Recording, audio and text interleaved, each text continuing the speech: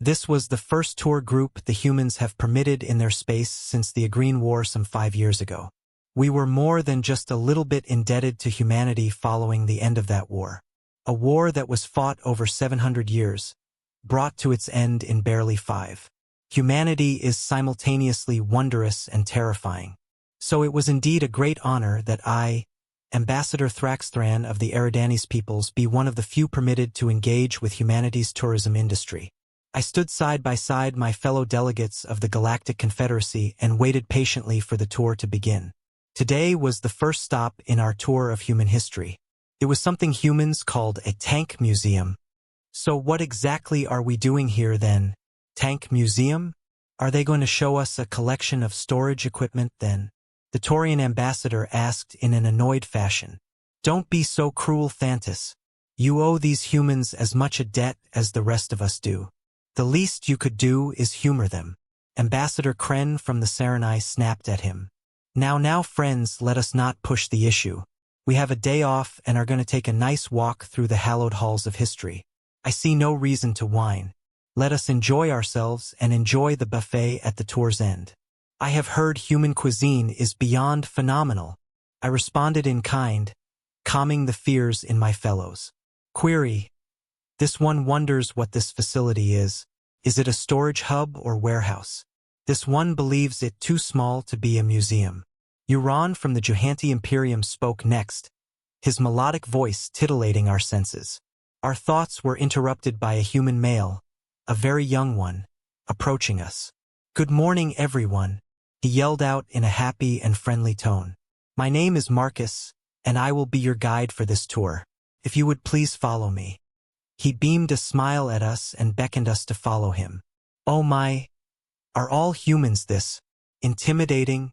Kren whispered in my ear. Most of them, yes. The small ones are the real danger. I have been told they have the raw power of cuteness. Apparently it can break gods.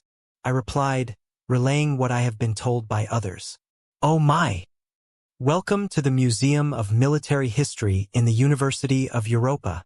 Due to the damage sustained from a recent hurricane, the museum we were going to take you to was damaged and shut down for repairs.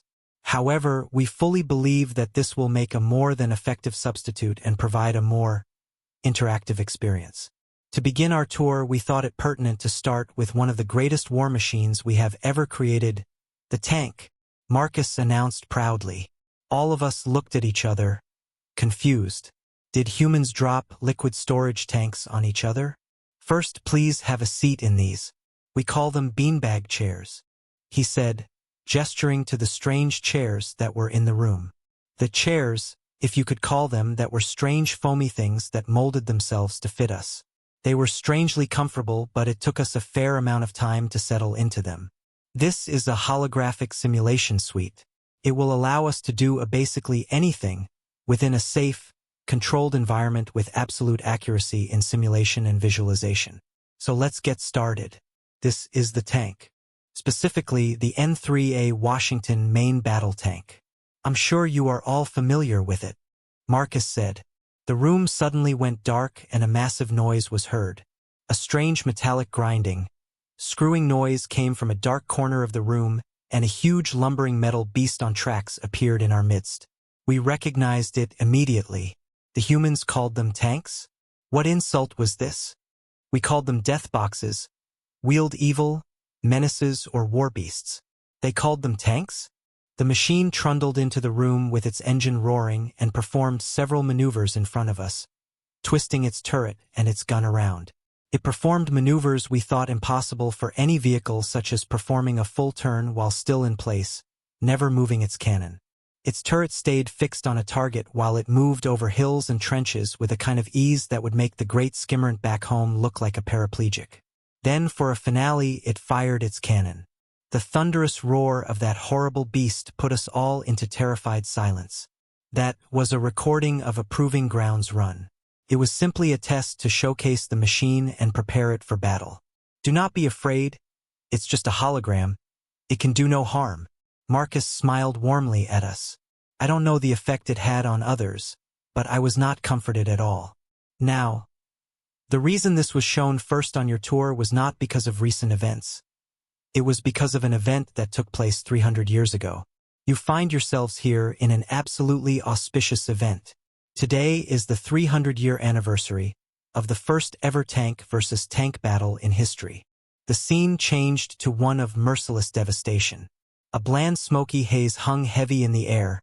The trunks of burnt-out trees and craters of artillery shells littered the ground. A loud, scraping, trundling noise came from the left, and a louder noise came from the right.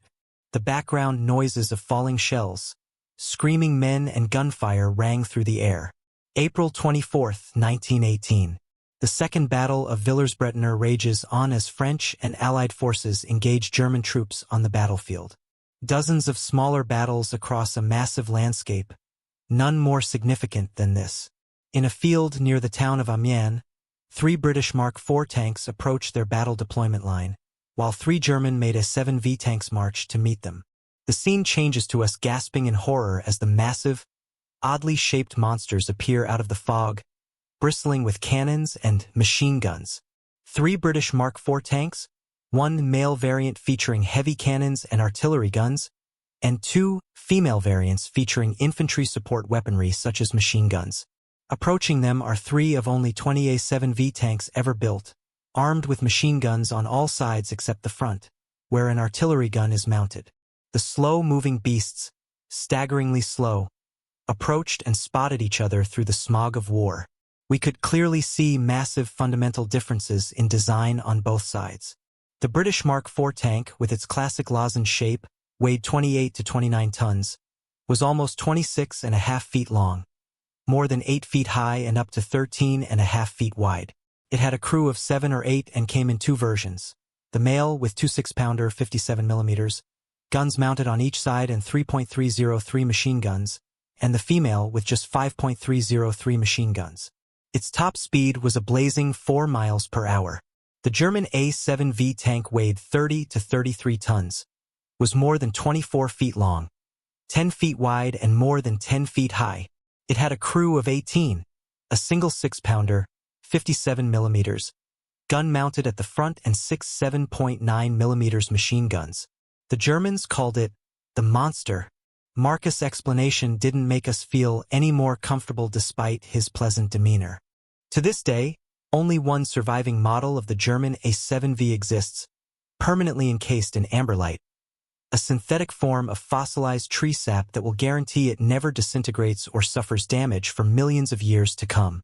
It currently sits in pride of place in the Queensland Museum in Australia, he said, giving us a quick look at the machine on display before returning to the simulation. The battle was short, but critical. The German tanks engaged first, causing damage to the 2 female variants, causing them to retreat. Cannon fire rang through our ears as we saw shells and machine gun fire being exchanged by these lumbering monstrosities. We could feel the sheer horrific impact of each shell hitting its target, as if we were inside them. This was when the basis of all armored warfare until the Gulf War took place. The remaining British Mark IV was outnumbered and taking heavy fire. The vehicle was moving too much over the shattered terrain and broken craters that it was unable to accurately fire its cannon. The tank's crew commander, Mitchell, ordered the tank to stop. Mitchell's tank, now able to fire accurately, delivered 3 shells into one of the A7 Versus, causing it to topple over.